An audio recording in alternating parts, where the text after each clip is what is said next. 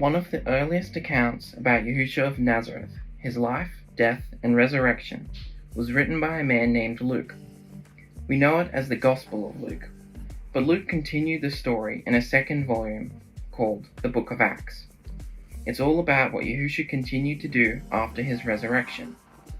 Acts begins with his followers who are hanging out with Yahusha, who has just come back to life, which is mind-blowing just to imagine.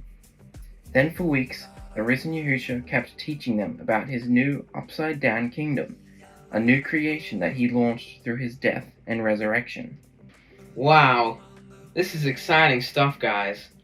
His followers are getting ready to tell the world about Yahusha, but he tells them to wait and to stay in Jerusalem until they receive a new kind of power, so they can be effective witnesses of Yahusha and his kingdom. Then he says that their mission is going to begin in Jerusalem, then move out to Judea and Samaria, and then from there out into the nations. It is like a roadmap for the whole book of Acts. Yeah, then his chosen followers saw Yahusha enthroned as king of all creation. So his followers wait, wondering when this power is going to come. Then comes the appointed time of Pentecost, the anniversary of the Torah being given to Moses on Sinai, held during the early summer. Thousands and thousands of Jewish pilgrims would come back to Jerusalem from all over the world, and all these different languages and cultures are colliding in the city. Yahusha's followers are together in a house, which is suddenly filled with rushing wind along with fire. The fire splinters off into tongues of fire hovering over people's heads. What's this all about?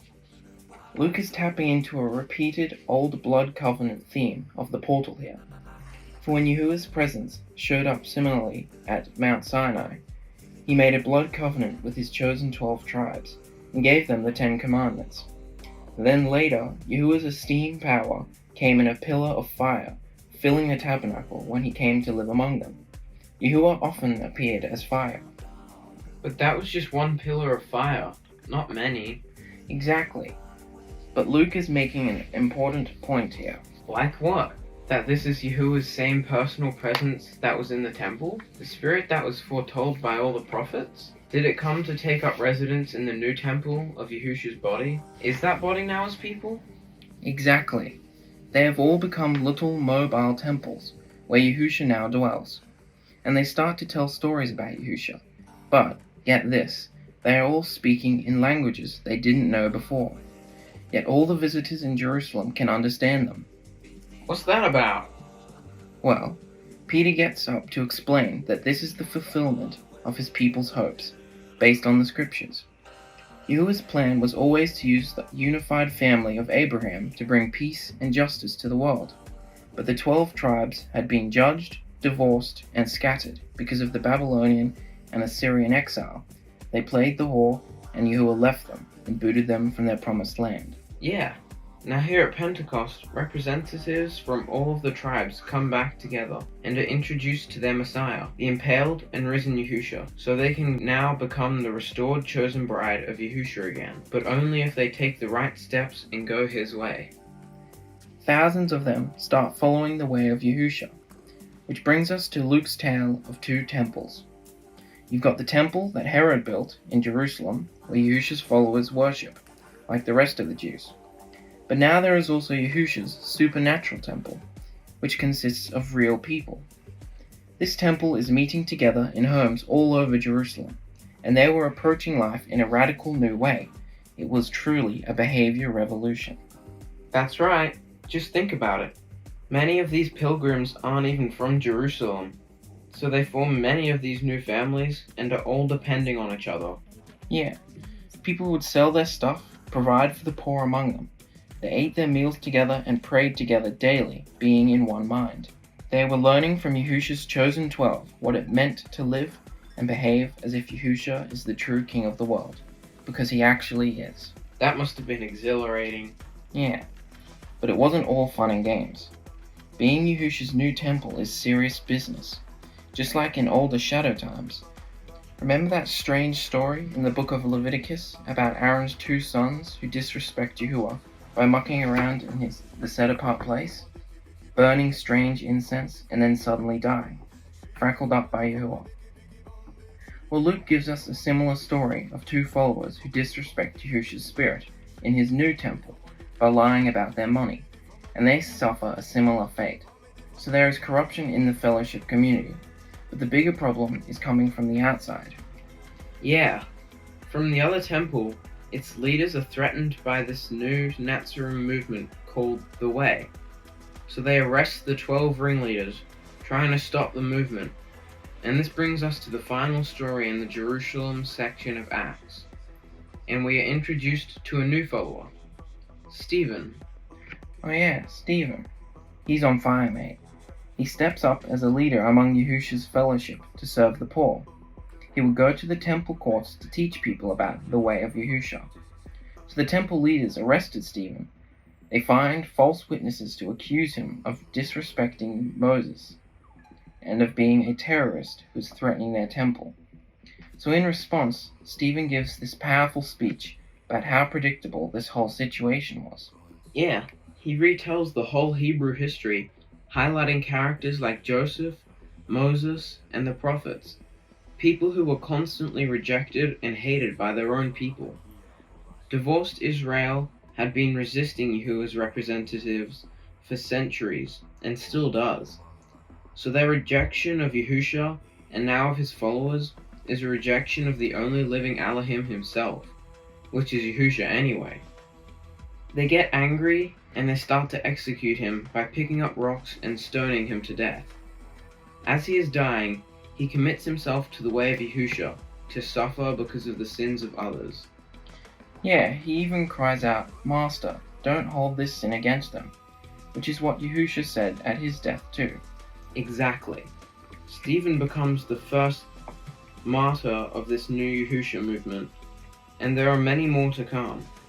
But this persecution and pressure contains seeds of hope, which is why Luke introduces us to a new character here, a religious rabbi and Pharisee named Saul. He stands over Stephen's dead body and even approves of the whole horrific thing. Wait, Saul? You mean the guy who becomes the Apostle Paul? Yep. Luke is showing how even this tragic murder cannot stop Yahusha's kingdom. So, many persecuted followers scatter out of Jerusalem, and just as Yahusha said, they head into Judea and Samaria.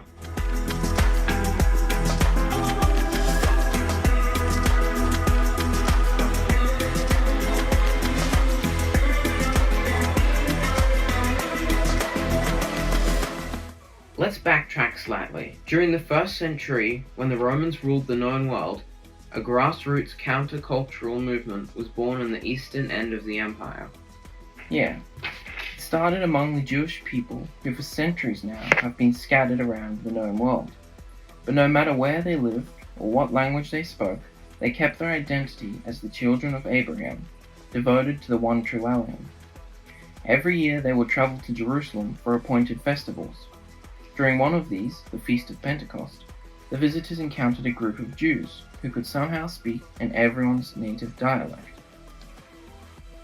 Yeah, they were telling stories about a man named Yahusha who had been executed by the Romans. They claimed he had risen from the dead and was now exalted as the true king of Israel and the whole world. This Yahusha was now calling people to adopt his upside-down set of values and live under his rule, called the Kingdom of Yahusha. Thousands of Jews decided to stay in Jerusalem and join the movement. It grew in size and influence and gained favor with people, but not with the Jerusalem religious temple leaders. They viewed this whole thing as a dangerous, troublemaking sect, and they even executed one of its leaders, named Stephen. It is no longer safe in Jerusalem, so most of the followers flee to the outlying land called Judea. You might think that this is the end of the story, but actually this tragedy became the way the movement spread outside Jerusalem, and this is where the second part of the book of Acts begins. Yeah, the scattered followers end up in surprising places like Samaria, where their ancient enemies live, and Luke shows us how all of these unexpected people start following Yahusha too. Like the sorcerer from Samaria, who had to learn that the way of Yahusha isn't about gaining power and money, but giving it up to serve others. Also, the story about an Ethiopian delegate who, after discussing the scroll of the prophet Isaiah with Philip, decides to join the movement. Yeah, Yahusha is expanding his new behavior revolution out into Judea and Samaria, just like he said he would, which is great. But back in Jerusalem, we meet Saul of Tarsus, part of the religious elite who opposed this new movement. He's finding and arresting Yahusha's followers anywhere he can. Yeah, this is a very strict, cruel guy, like an extremist or zealot almost. But think about it from his perspective. In the past, Israel had turned away to idolatry and false prophets, leading to disaster. He believed he was protecting his people and Elohim's honor by getting rid of these people. Then Saul hears that the Yahusha movement has spread north to Damascus, so he heads out there to find and arrest more followers.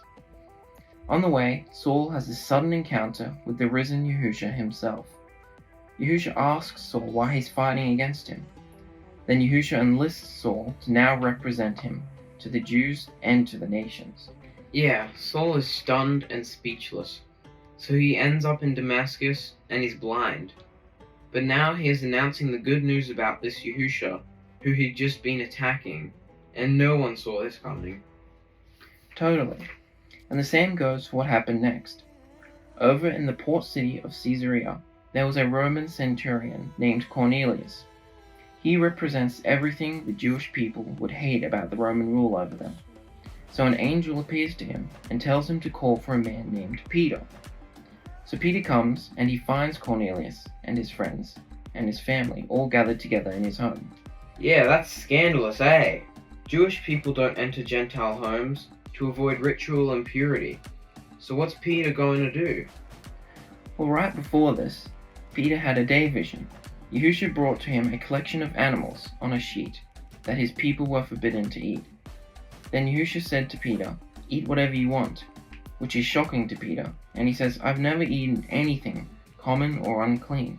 But Yahusha responds, "Don't call common what I have made clean." Then that's it. The vision was over. So what? Peter's going to start a new diet, is he? No way, that's ridiculous, Micah. Peter is a Hebrew and has honored these customary food laws his entire life. The words in the vision were referring to people, not food, which was preparing Peter for this moment of him standing among Gentiles. His mind is now open to the fact that Yahusha is declaring these people as part of the family of Abraham and clean, just as the Jews consider themselves. So Peter decides to stay and tell them about Yahusha. Then Yahusha's spirit shows up, just as he did at Pentecost, but now it's for a Roman centurion and his non-Jewish family. The movement has broken out. But back in Jerusalem, Peter's now telling the other chosen followers about what happened. They start getting reports about even more non-Jewish people following Yahusha up in the big trade city north called Antioch. So they send a man named Barnabas to check things out. Barnabas finds the Yahusha movement alive and well in Antioch, and he finds it is made up of people from all over the world. So Barnabas recruits Saul to come and work with him in Antioch for a year. They are teaching, living among the people there, watching the movement grow. The fellowship in Antioch was the first international Yahusha community, in where Yahusha's followers were first called Christianos, cretins, uneducated idiots, a term of hatred and scorn. So the way of Yahusha was transformed from a group of Messiah-believing Jews in Jerusalem into this multi-ethnic behavior revolution spreading through the world. Yeah, their trust and belief was exactly the same, and all centered on the good news about the resurrected Yahusha, who's the King of all nations. But that message and their new way of life was confusing, even threatening to the average Roman citizen living around them. The resulting conflict is what we'll explore next as this movement goes global, or as Yahusha said, to the ends of the earth. During the 1st century, most people around the Mediterranean Sea lived in densely packed cities, all ruled by the Roman Empire. Each city was a diverse blend of cultures, ethnicities, and religions, and because of this, there were all sorts of temples for offering sacrifices to all sorts of gods and goddesses, and each person had their own portfolio of deities that they gave their allegiance to. But in every city, you would also find a minority group who would not worship any deities, but only their own. They were called Jews, originally part of the 12 tribes of divorced Israel. They claimed that their Elohim was the one true creator and king of the world. Now all these cities were connected by a network of roads built by the Roman Empire, and so it was easy to move around, to do business, and even spread new ideas. Now one person familiar with these roads was the Apostle Paul. He spent the second half of his life traveling from city to city, announcing that the one truly Elohim had appointed a new king over the nations, as prophesied. This king was not like anyone who'd ever come before. Right. Most kings ruled with aggression or power, but this new king rules with self-sacrifice and love. His name is Yahusha, and Paul is his witness and herald, inviting all people to live under this king's rule. The stories of Paul's travels and how people receive this message is what the third part of Acts is all about. Yeah, for some time, Paul's home base had been in the city of Antioch, and from there, he and his co-workers went out on 3 road trips, traveling by land and by sea to strategic cities throughout the empire. In each city, Paul's custom was to go first to the Jewish synagogue where his people gathered. He would start teaching and showing how the promised deliverer and Messiah in the Hebrew scriptures is actually Yahusha of Nazareth. And some believed this news, but others didn't. And still others thought this message was so misleading and dangerous they would incite riots to kick Paul out of town. And so that's when Paul would take to the bustling city marketplace, setting up a shop there to make and sell leather tents to cover his travel expenses. And here, Paul kept sharing the news about the risen King Yahusha with anybody who would listen. He was often misunderstood as just promoting a new Elohim. One time, he even prayed for a sick person and they were healed. So everyone around thought he must be a Greek deity that came down to visit them.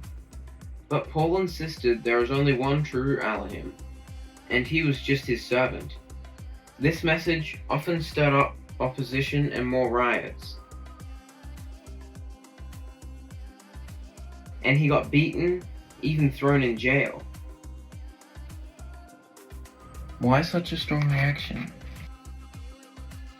Well, the worship of pagan gods and goddesses held together Roman culture. They believed they kept their cities safe, and the temple worship of these deities was a huge part of their economy. Paul was not just adding Yahusha as a new deity to the list, he was saying all other deities are dead, powerless, and a scam. So he's undermining their whole way of life. Yeah, and more than that. When Paul announces Yahusha as a new king, he would call him Master or Son of Yahuwah, the very titles people use to refer to the Emperor of Rome. So Paul's message could easily be heard as a threat against the entire political order. So why would anyone join this movement? Sounds dangerous. Well, people were captivated by the story of Yahusha and how his love created fellowship communities where all people were treated as equals, regardless of ethnicity, gender, or economic status. These people formed new families that would eat together. They lived sacrificially and took care of their poor. They lived like Yahusha actually was the king. Yeah, and so in every city where Paul announced the message about Yahusha, people were being transformed by the incorruptible seed of Yahusha's spirit to become a new kind of human. Paul would stay in that city and teach them the way of Yahusha, and then he'd leave for a new city. This was a difficult life, and Paul had to endure a lot of pain and suffering. Yeah, and he did so because he believed that his own hardships were a reenactment of Yahusha's suffering and death for others. He said it was Yahusha's love that drove him to share the story of Yahusha, no matter the cost. And after this third road trip, Paul's reputation had grown. He had many new friends, but also made many new enemies that he would be wise to avoid. But Paul didn't avoid them. Yeah. His next stop was Jerusalem, a city full of people who wanted him arrested, even dead. And so why did he go to Jerusalem, and what happens when he gets there?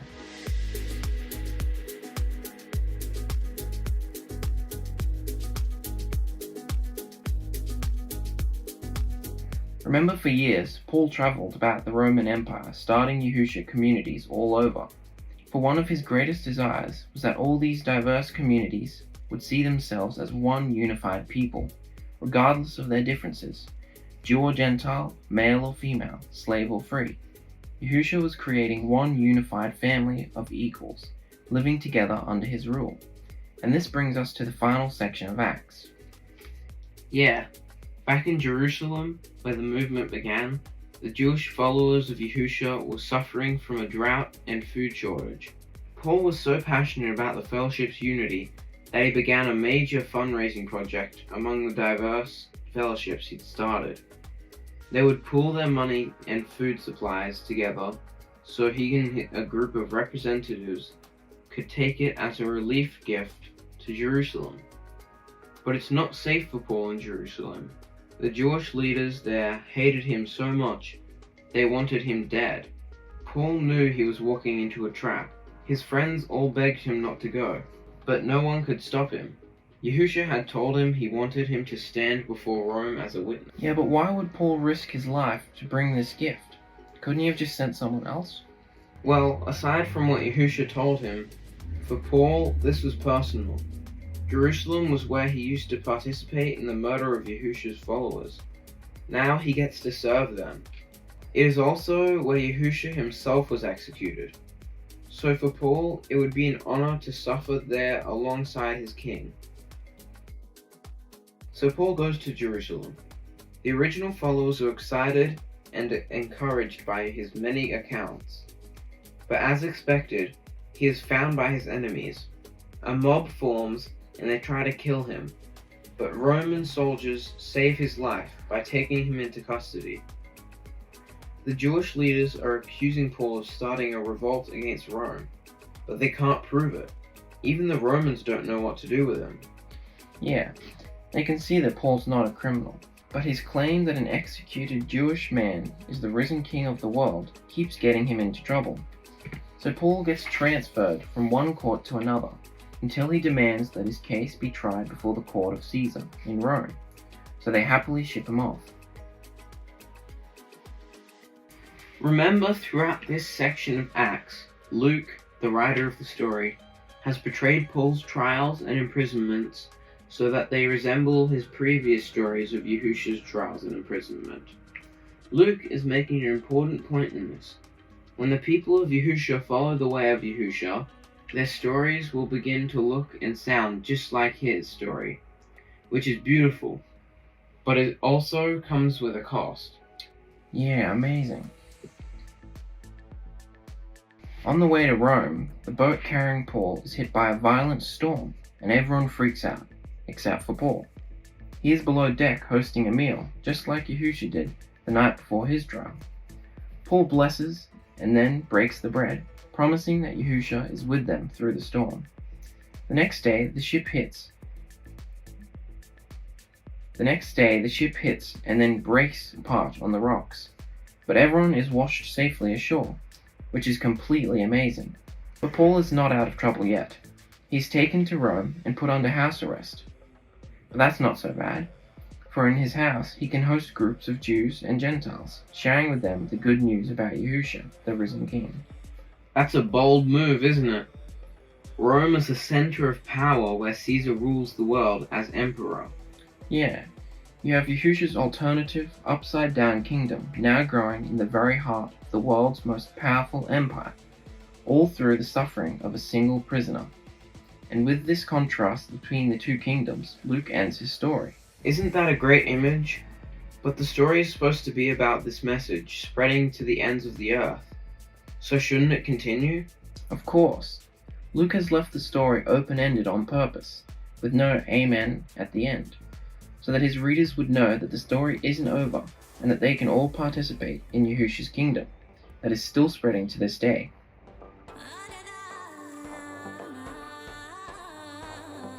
All Yahusha's followers were eventually murdered, except John on Patmos. And the movements and fellowships died out. Organized man-made religion continued and replaced the pure message with mind control, lies, and oppression of the human heart. For nearly 2,000 years, a time of darkness occurred. Yeah, but the last 100 years have seen the scriptures, feasts, covenant, and just over a decade ago, the restoration of the one true name of the Creator, Yahuwah, and Messiah Yahusha, our deliverer. His power has returned, his chosen living temples all over the world being raised up. People who are drawn see the evil and futility of their lives and repent, and are immersed into the only name for deliverance from evil, Yahusha. These special elite bridal priests are given a new heart and spirit, leaving their old heart and spirit with all its natures and seeds of destruction at the bottom of the waters, and they rise a new creation, washed in Yahusha's sacrificial blood, with his living words written on their hearts as they read and feed. Yahusha plants within them the incorruptible seed of eternal life and deliverance in their hearts, a portion of his spirit so powerful that it opens a divine portal allowing direct access to the dimension of heaven where Yahusha is, straight to his throne room, and he begins to train, flog, discipline, rebuke, goad, and burn the self-flesh life with all its desires and passions and bad habits out of his new bride, preparing her for his soon return. How amazing is this? That's what you're going through, guys, if you've been immersed. Exactly the same experience Luke has been showing us happened to Yahusha's followers 2,000 years ago. All the highs and the lows, all the rejoicing and also the intense pressure, hatred, and maybe even prison or death, if that's our path with him. He wants us to stand and endure until the end, no matter what is in front of us. To endure all trials and count it all joy, like Paul did, being glad that we are found worthy to share in the sufferings of Yahusha. To throw ourselves on the altar of judgment, pick up our torture stakes, and follow in Yahusha's footsteps.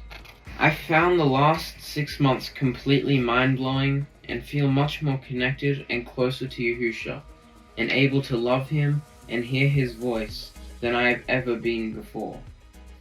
Yeah, he's so wonderful, isn't he? Thank you everyone, especially those who have joined us on this journey through the book of Acts. Seeing how Yahusha's followers interpreted his instructions to them and took it out into the world through a new living, spirit-infused, revolutionary behavior of loving kindness, Yahusha style. Bye for now. Bye brothers and sisters. Toodles. Op dan t-shirt aan. Op.